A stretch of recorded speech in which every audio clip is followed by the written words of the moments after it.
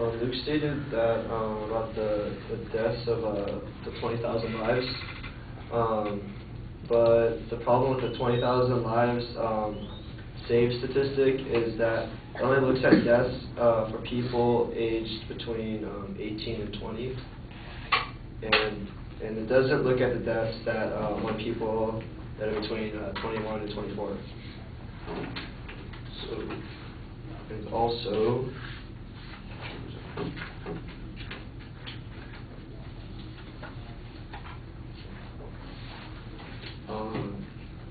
the early introduction to alcohol is very important.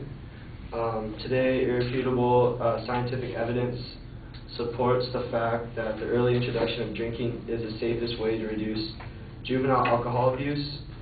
Young people in France, Spain, and Argentina rarely abuse alcohol. They learn how to drink within the family, which sees drinking in moderation as natural and normal. Youth in these societies rarely embarrass themselves or their families by abusing alcohol. In Portugal and New Zealand, there are no minimum drinking age requirements.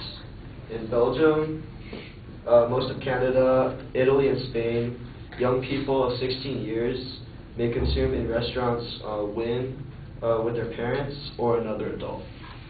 Australia and South Africa have an 18-year minimum.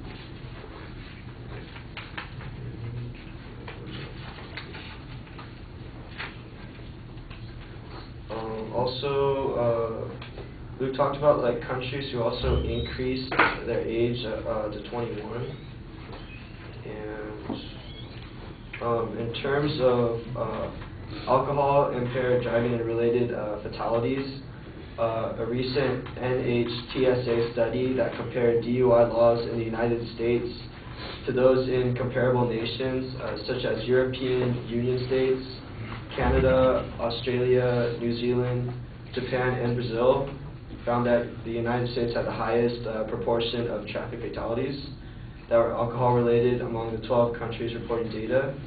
The same study found that the United States has the highest legal BAC limit for impaired driving, 0.10 at the time of publication in 2000. And relatively lax enforcement as compared to nations like Australia, New Zealand, Sweden, and Spain, where mandatory random breath testing and sobriety checkpoints are reported to be frequent and prevalent.